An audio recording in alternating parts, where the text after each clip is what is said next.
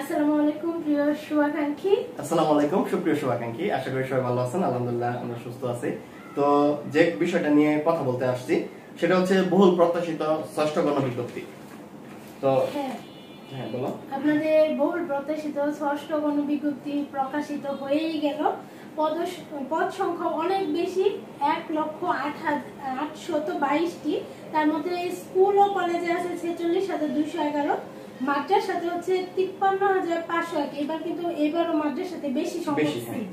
কারিগরি ও ব্যবসায় ব্যবস্থাপনা প্রতিষ্ঠান এখানে আছে 1,110টি। এখানে আমরা আসলে একটু আপনাদের একদম পয়েন্ট টু পয়েন্টে কি আলোচনা আছে সেটাই বিস্তারিত বলতে আপনারা যদি মানে ভিডিও শেষে কোনো পয়েন্ট বুঝতে অসুবিধা হয় তাহলে আমাদের কমেন্ট বক্সে পয়েন্ট নংটা জানাবেন। আপনাদের জন্য আমরা এটা প্রিন্ট করে রেখে দিয়েছি, বিশ্লেষণ করা হয়ে গেছে। ইনশাআল্লাহ আমি আপনাদেরকে বলবো যে আপনারা নিজ দায়িত্বে এই যে প্রজ্ঞাপন বা পরিপত্র বা আপনি গণবিজ্ঞপ্তির যে 3 পৃষ্ঠা, এই 3 পৃষ্ঠা একটু কষ্ট করে প্রিন্ট করবেন। আমরা আলোচনা করব বা ফেসবুকে আরো অনেক গ্রুপ আলোচনা করবে অনেক পেজ থেকে, কিন্তু তারপরেও নিজ দায়িত্বে আপনি এই সার্কুলারটা ভালো করে পড়বেন প্রিন্ট দিয়ে। তো আমি ফার্স্টেই পয়েন্ট নাম্বার 2 যেটা সেটা একটু বলি যে 1,08,822টি শূন্যপদের বিপরীতে তারা যে NTRC এর যে www.ntrca.gov.bd তে তারা এবং টেলিটকের যে http://ngi.teletalk.com.bd তে আবেদন তারা পাবলিশ করছে এবং 22 জুন বেলা 12টা থেকে আবেদনটা করা যাবে। তার মানে আজকে যে গণবিজ্ঞপ্তি প্রকাশ পেয়েছে আজকে আর আবেদন না, আজকে আবেদন করা যাবে না। আরেকটা ব্যাপার বলি যে এই যে ওয়েবসাইটে আপনারা আবেদনের যে ফর্মটা সেটা এই ওয়েবসাইটে পাবেন। এখন ফর্ম খুঁজে লাভ নেই। 22 তারিখ থেকে যেহেতু আবেদন শুরু হবে সম্ভবত সেই দিনই ফর্মটা ওয়েবসাইট থেকে আপনারা ডাউনলোড করে নিতে পারবেন। না, এটা হলো যে 22 তারিখ বেলা 12টা থেকে আপনারা ওয়েবসাইটে ঢুকলে ওই জায়গাতেই গণবিজ্ঞপ্তির ফর্মটা ফিল আপ করতে পারবেন। আর 3 নম্বরে আবেদনকারীর যোগ্যতা দেওয়া আছে। তো যোগ্যতার মধ্যে যেটা ইম্পর্টেন্ট সেটা হচ্ছে কোনো মহিলা কোটা থাকবে না। তো মহিলা কোটা না থাকার জন্য আসলে যারা পুরুষ প্রার্থী আছে তাদের জন্য একটু সুবিধা হয়েছে, তাই না? আর হচ্ছে ইনশাআল্লাহ সবারই ভালো কিছু হবে। না, সুবিধাটা কি হয়েছে যে দেখা গেল যে নারী কোটায় পদ ছিল এই ষষ্ঠ গণবিজ্ঞপ্তিতে 30,000, তাহলে 1 লক্ষের মধ্যে 30,000 নারী কোটা ছিল। তো নারী কোটা যদি থাকতো তাহলে দেখা যেত যে সেই জায়গায় পুরুষ আবেদন করতে পারতেছে না, অথচ সেই জায়গায় নারীও আবেদন করে না।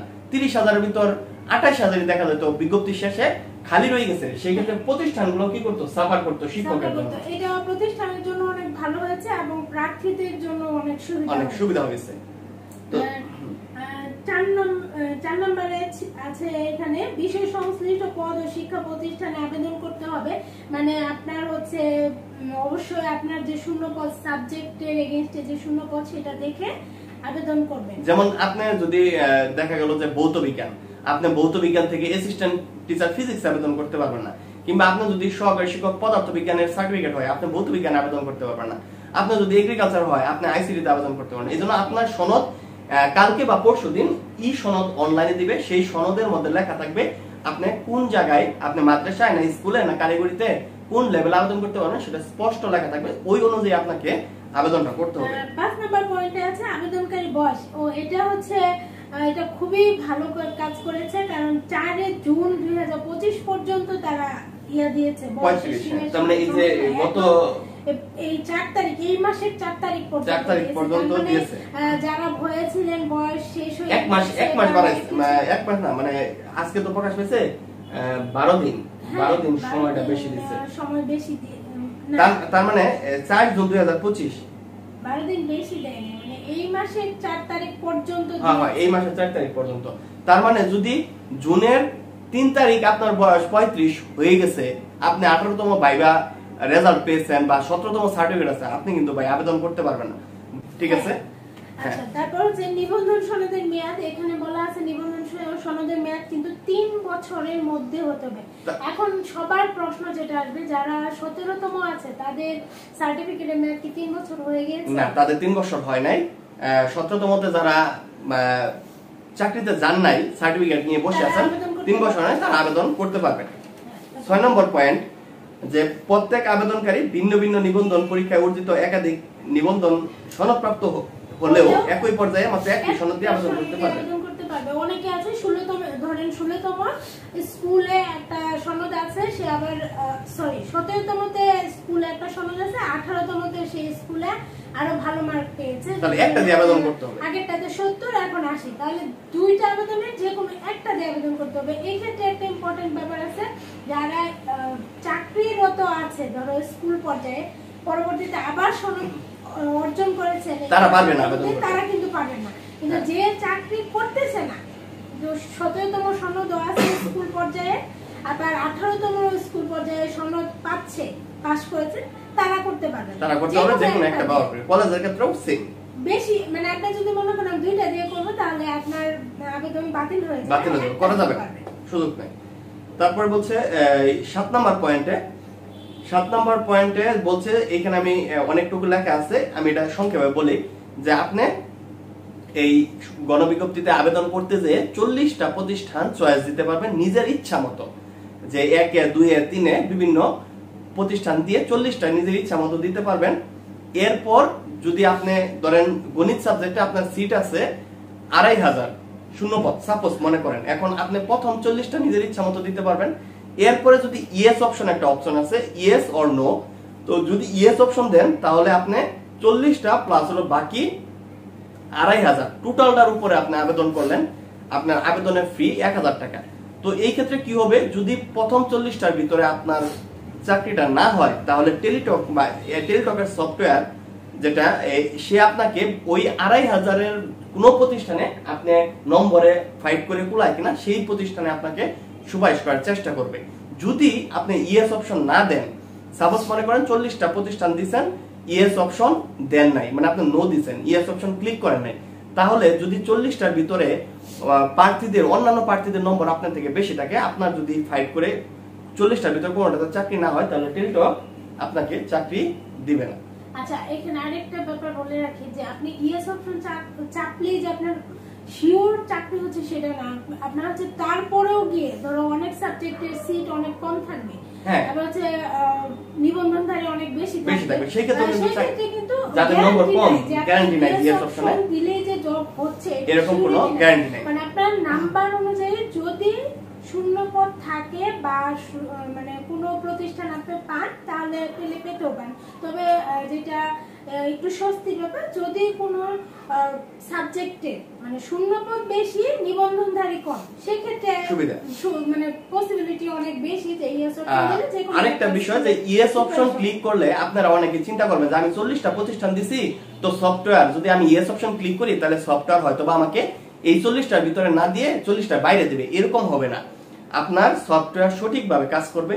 আপনার যদি দেখেন যে 40টার ভিতরে হয় নাই, আপনাকে 40টার বাইরে ইয়েস অপশন থেকে আপনাকে প্রতিষ্ঠান দিছে, তাহলে আপনি সার্ভে করে দেখবেন প্রথম 40টা যা দিয়েছিলেন সেই প্রথম 40টার ভিতরে যাদের সুপারিশ করছে প্রত্যেকই আপনার থেকে বেশি নম্বর। টেলিটক মানে কখনো এনটিআরস এখন পর্যন্ত রেকর্ড হচ্ছে কখনো উল্টাপাল্টা করে নাই।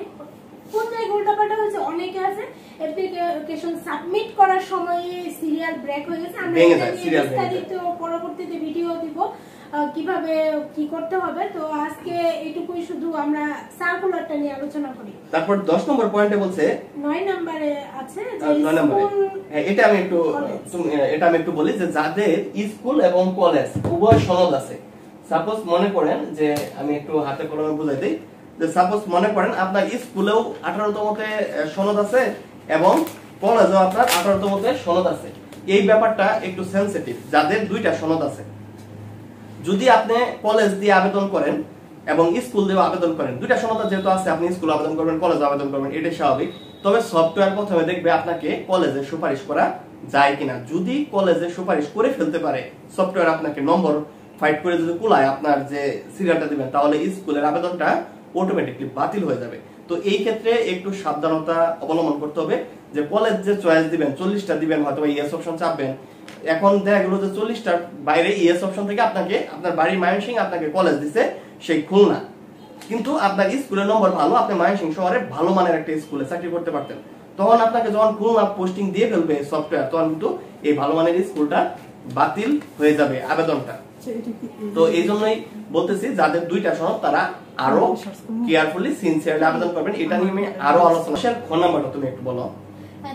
দশের কথা হচ্ছে আপনার হচ্ছে প্রতিটা আবেদনে 1000 টাকা লাগবে। তার মানে স্কুলের জন্য 1000, কলেজের জন্য 1000, 2000 টাকা ফি হলে। যাদের স্কুল সনদ আছে তাদের 1000, যাদের শুধুমাত্র কলেজ সনদ তাদের 1000, আর যাদের দুইটা সনদ তারা 1000 2000 টাকা লাগবে। আর খতে বলছে নিবন্ধন পরীক্ষার আবেদনে প্রার্থীর ব্যবহৃত ছবি, আপনি যে নিবন্ধন পরীক্ষার আবেদন করেছিলেন সেখানে যে ছবিটা ব্যবহার করেছিলেন সেটা ডাউনলোড করে আবেদন ফর্মের নির্ধারিত স্থানে আপলোড করতে হবে। মানে আপনি যে গণবিজ্ঞপ্তি ফর্মটা ফিল আপ করবেন এখানে যে জায়গায় ছবি দিতে হবে, আপনি যে নিবন্ধন আবেদন করেছিলেন যে ছবিটা দিয়ে আপনার সেই ছবিটা যদি না থাকে তাহলে ওই ফর্ম থেকে ডাউনলোড করে আপনি এই জায়গায় দিতে হবে। দিবেন। এটা একটা পয়েন্ট। দেওয়া যাবে না। গত বিজ্ঞপ্তিগুলোতে কিন্তু এরকম ছিল না ছবির ব্যাপারটা।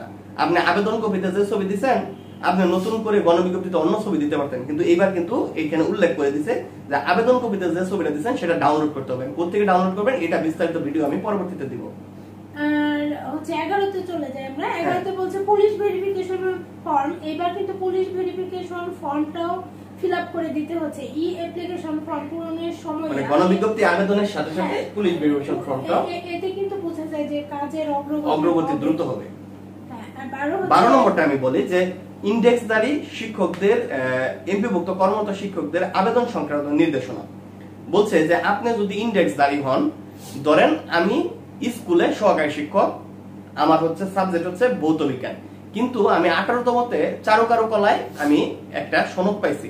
এখন সমপদে আবেদন করা যাবে না, মানে আমি সহকারী শিক্ষক বা 10ম গ্রেডে আমি সমপদে আবেদন করতে পারবো না। কিন্তু আমার যদি 18তমতে কলেজ থাকে যে প্রভাষক রসায়ন, তাহলে আমি কিন্তু কলেজে আবেদন করতে পারবো। আবার মানে কলেজ থাকে আবার স্কুলেও করতে। ধরেন আপনার সাপোজ আমার বান্ধবী সে বাড়ি ময়মনসিংহ কিন্তু পড়ে আছে সেই খুলনা 5ম গণবিজ্ঞপ্তির মাধ্যমে একটা কলেজে, কিন্তু সে এইবার 18তম মাধ্যমে সে নিজের বাড়ির কাছে একটা স্কুলে চলে আসবে ইচ্ছা পোষণ করছে, তাহলে সে কিন্তু কলেজের প্রভাষক ছেড়ে স্কুলের সহকারী শিক্ষক আসতে পারবে। সেই কথাটা বলছে। আর 13তমতে বলছে যে যারা মহিলা শারীরিক শিক্ষা পদে যারা মহিলা প্রার্থী আছেন আর বালিকা বিদ্যালয় এবং মহিলা কলেজ যেগুলো আছে সেগুলোতে সহকারী শিক্ষক শারীরিক শিক্ষা শুধুমাত্র মহিলা প্রার্থীরাই আবেদন করতে পারবে। বিষয়টা হচ্ছে যে মহিলা কোটা থাকবে না, কিন্তু ষষ্ঠ গণবিজ্ঞপ্তিতে শুধুমাত্র যেটা গার্লস কলেজ, গার্লস স্কুল, এই দুইটা প্রতিষ্ঠানে যদি মহিলা প্রার্থী শারীরিক শিক্ষার টিচার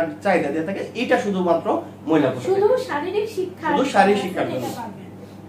পরের পয়েন্ট, তারপর 14 নম্বর পয়েন্ট হলো যে ধর্ম শিক্ষক, যারা সহকারী শিক্ষক, ধর্ম নৈতিক শিক্ষা, যে ধর্মের শূন্যপদ আছে, যদি ইসলাম ধর্ম হয় তাহলে মুসলমান যারা আছেন সেই সকল প্রার্থী আবেদন করবেন। যদি হিন্দু ধর্মের চাহিদা থাকে হিন্দু ধর্মের যারা আছেন তারা আবেদন করতে পারবেন। 15 নম্বর পয়েন্ট হচ্ছে আবেদন ফর্ম পূরণের সময় প্রার্থী তার নিজ মোবাইল নাম্বার এবং সচল ইমেল অ্যাড্রেস, দেখেন এখানে কিন্তু ভালো করে আইডেন্টিফাই করে দিয়েছে যে ইমেল অ্যাড্রেস সচল, মোবাইল নাম্বার সচল, নিজস্ব মোবাইল নাম্বার। আপনারা বারবার এই যে আমাদের ভিডিওগুলোতে কমেন্ট করতেছিলেন বা অনেকে বলতেছিল ফোন নাম্বার হারিয়ে গেছে, আসলে কি বলবো ভাই, এই যুগে এসে ফোন নাম্বার হারিয়ে যায় আপনারা এইটাও কমেন্ট করেন। ফোন নাম্বার মানে মোবাইলের সিম কার্ড তোলার মতো সহজ কাজ আর কিছু আছে? ইজিলি সেটা আপনারা কাস্টমার কেয়ার থেকে তুলে নিতে পারেন। আপনারা এত ইম্পর্টেন্ট একটা আবেদন করছেন, ফোন নাম্বার হারিয়ে গেছে, এখন বলতেছেন কি হবে, কেন কাস্টমার কেয়ার থেকে আপনি নাম্বারটা উঠাই নেন। আর ইমেল সচল ইমেল দিতে হবে, পাসওয়ার্ডটা মনে রাখতে হবে ইমেলের। হ্যাঁ, এখন আগে যেটা হয়েছে বর্তমানে যখন আবার আবেদন করবেন অবশ্যই আপনার নিজের পার্সোনাল মোবাইল নাম্বারটা দিবেন, সচল মোবাইল নাম্বার দিবেন আর সক্রিয় ইমেইল দিবেন, আর দয়া করে মোবাইল নাম্বারটা হারাবেন না। আর 16 নম্বর পয়েন্টে বলছে যে আপনি গণবিজ্ঞপ্তিতে ফর্মটা ফিল আপ করার পর যদি একবার সাবমিট করে ফেলেন তাহলে কিন্তু সংশোধন করা যাবে না। সাবমিটের আগে অবশ্যই ভালো করে বারবার চেক করবেন। এ নিয়ে আমরা পরবর্তীতে আরো ভিডিও দিব। 17 নম্বর পয়েন্টটা অ্যাপ্লিকেন্ট কপিটা আপনি প্রিন্ট করবেন। নিজ মানে এটা বারবারই ওনারা যেহেতু মানে সুন্দর করে বলে দিয়েছে যে দাখিলকৃত আবেদনের সব উদ্যোগে আপনারা অ্যাপ্লিকেন্ট কপিটা, এই যে অ্যাপ্লিকেন্ট কপি, এটা গণবিজ্ঞপ্তির অ্যাপ্লিকেন্ট কপি, তো এই গণবিজ্ঞপ্তির অ্যাপ্লিকেন্ট কপিটা অবশ্যই আপনার হাতে সংরক্ষণ করতে হবে। হ্যাঁ, যেহেতু বলে দিয়েছে সংরক্ষণ করে রাখবেন, পরবর্তীতে কাজে কোথায় লাগে বা না লাগে, না লাগবে, সব জায়গাতে লাগবে, অনেক জায়গায়। তারপরটা বলো। 18 নম্বরে বলছে আবেদন ফি প্রদানের তারিখ, এই তারিখটা হচ্ছে যে 10 জুলাই মানে 10 জুলাই কিন্তু আবেদন শেষ হবে এবং ফি প্রদানের সময় শেষ হবে। কিন্তু তারপরেও অনেকেই আছেন যারা ভুলে যাবেন, তাদের জন্য হচ্ছে যে তাদেরকে অ্যাপ্লিকেশন আইডি পাস হতে নির্ধারিত সময় টাকা দিতে না পারবেন, তাদেরকে আবার SMS দেওয়া হবে। SMS এর প্রেক্ষিতে তাদের জন্য আবার জুলাইয়ের 13 তারিখ পর্যন্ত মানে ফি প্রদানের সুযোগ দেওয়া হবে। তবে বারবার এখানে উল্লেখ করে বলছে যে আপনারা যে এখানে স্পষ্ট বলা আছে যে শেষ দিন পর্যন্ত, শেষ সময়ে আবেদনের জন্য অপেক্ষা না করে ফি প্রদান 72 ঘন্টার মধ্যে, মানে আপনি যখন আবেদনটা সাবমিট করবেন সাথে সাথে ফিটা দিয়ে দিবেন, আপনি 72 ঘন্টার ভিতরে ফিটা দিয়ে দিবেন, সাথে সাথে দিয়ে দিলে ভালো। যে লাস্ট ডেটের পরে 10 জুলাই এর পরে গিয়ে ফি প্রদান করবেন এরকম সার্ভার জটিলতা থাকে ভাই, এটা এখানে না করে দিছি। আর হচ্ছে পরবর্তীতে যেহেতু বলছে যে নিজেদের টাকা জমা দিতে না পারলে SMS এর মধ্যে ফি জমা দেওয়ার সুযোগ দেওয়া হবে বলছে। কিন্তু লাস্ট টাইমে যাও না সেটাই ভালো। হ্যাঁ, আমরা যেটা বলি যে এনটিআরসি যেহেতু জানেনই আপনারা আসছেন, অনেক জটিল প্রক্রিয়া, আর হচ্ছে এবার শূন্যপদ বেশি, আপনারা চেষ্টা করবেন দ্রুত কাজ শেষ করতে। তারপরও দেখবেন যে 22 তারিখের পরে আপনারা মানে আপলোড করতে যে কতদিন লাগবে এটার কোনো হিসাব নাই, বিস্তারিত আমরা পরবর্তীতে বলবো। আচ্ছা, তারপর 19 নম্বর পয়েন্টটা বলি যে প্রাপ্ত আবেদন সমূহ শূন্য পদের চাহিদা অনুযায়ী প্রতিটি পদের বিপরীতে প্রার্থীর পছন্দ এবং মেধার ভিত্তিতে, মানে মেধার ভিত্তিতে মানে প্রাপ্ত নম্বরের ভিত্তিতে চাকরি হবে এবং পরবর্তীতে তা প্রার্থী এবং সংশ্লিষ্ট প্রতিষ্ঠানকে জানানো হবে।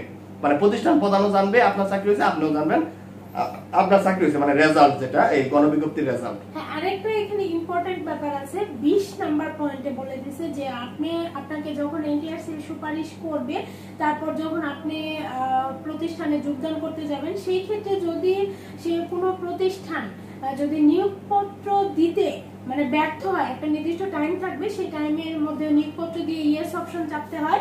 তো এটা যদি কোনো প্রতিষ্ঠান না দেয় তাহলে সেই প্রতিষ্ঠানের বিরুদ্ধে ব্যবস্থা গ্রহণ করবে। এটা মানে হচ্ছে আপনার কোনো টেনশন নাই, আপনার যে প্রতিষ্ঠানে চাকরি হবে সে আপনাকে নিয়োগ দিবে, এভরিথিং কাজ করবে। যদি কোনো গাফলা করে, খাঁটি বাংলায় বলি, তাহলে এনটিআরসি অভিযোগ করলে সেই প্রতিষ্ঠান প্রধানের চাকরি নিয়ে টানাটানি হয়, এর আগে হয়েছে এবং ইন ফিউচার হবে। আরেকটা জিনিস এখানে অ্যালার্ট করে দিয়েছে 21 নম্বরে যে কোন প্রতিষ্ঠানে শূন্য পদে যদি কোনো ঝামেলা থাকে, ভুল চাহিদা থাকে, তাহলে কিন্তু এনটিআরসি দায়ী থাকবে না। ওরা কিন্তু এটা বলে দায় এড়িয়ে গেছে। এটা হচ্ছে যেহেতু মাধ্যমিক শিক্ষা অফিসার, জেলা শিক্ষা অফিসার এবং অন্যান্যরা চাহিদা দিয়েছে, সেই ক্ষেত্রে এনটিআরসি কিন্তু এখান থেকে সরে গিয়েছে যে কোনো জটিলতা হলে এনটিআরসি দায়ী থাকবে না। সেই জন্য আপনারা অবশ্যই, যেহেতু একটা চাকরির ব্যাপার, চেষ্টা করবেন যে প্রতিষ্ঠানগুলো আপনি চয়েস দিচ্ছেন সেগুলো মোটামুটি খোঁজ নেওয়া তো আসলে জটিল কিছু না, একটু কষ্ট করলেই দেখবেন যে বর্তমানে ফোন নাম্বার আছে প্রত্যেক প্রতিষ্ঠানের হেড টিচার বা আরো যে আপনাদের পরিচিত আশেপাশে অনেক লোকজন থাকে, তাদের সাথে একটু কন্ট্যাক্ট করে শূন্যপদটা ঠিক আছে কিনা এটা জেনে আবেদন করার চেষ্টা করবেন। তাহলে হচ্ছে আপনি বিড়ম্বনায় কম করবেন। আপনি যত কষ্ট করে সচেতন ভাবে আবেদন করবেন, আপনি তত জটিলতা এড়িয়ে যেতে পারবেন। হ্যাঁ, 22 নম্বর পয়েন্টটা বলছে যে আইন বা মামলাগত বা রিটের কারণে কোনো যদি প্রবলেম হয় তাহলে এনটিআরসি বিজ্ঞপ্তি ক্লোজ করতে পারে, দায়ী থাকবে না। আর 23 নম্বরটা লাস্ট বলো। হ্যাঁ, এইখানে 23 নম্বর বলছে যে কোনো শর্ত, এবং এটা হচ্ছে এনটিআরসি সংশোধন নিয়োজন পরিবর্তনে স্থগিত করতে পারে, এটাই বলে দিয়েছে। তো এই ছিল আসলে বিস্তারিত। এরপরও হচ্ছে আমরা প্রত্যেকটা পয়েন্ট যেগুলো ইম্পর্টেন্ট বারবার অ্যালার্ট করা দরকার সেগুলো নিয়ে আপনাদের জন্য ভিডিও আপলোড করবো ইনশাল্লাহ। আর আপনারাও যদি কোনো কিছু না বুঝেন, তবে আমি যেটা বলবো যে অবশ্যই যারা আবেদন করতেছেন এইটা ভালো করে A to Z পড়ে তারপর আবেদন করেন, আপনি নিজেই সবকিছু বুঝতে পারবেন। অযথা এই পেজে সেই পেজে একে তাকে ফোন দিয়ে এত পরিশ্রম মানে এত পেরেশানি হওয়ার কিছু নেই। আপনি আগে সার্কুলারটা নেন, নিয়ে সুন্দর করে মনোযোগ দিয়ে 5-6 বার পড়েন, দেখেন আপনার থেকে ভালো আর কেউ এই সার্কুলার সম্পর্কে জানবে না। তো ধন্যবাদ সকলকে। আমি এরপরেও গুরুত্বপূর্ণ পয়েন্টগুলো শর্ট ভিডিও আকারে আপলোড করবো। সবাই ভালো থাকবেন, সুস্থ থাকবেন, সবার জন্য অনেক অনেক শুভকামনা।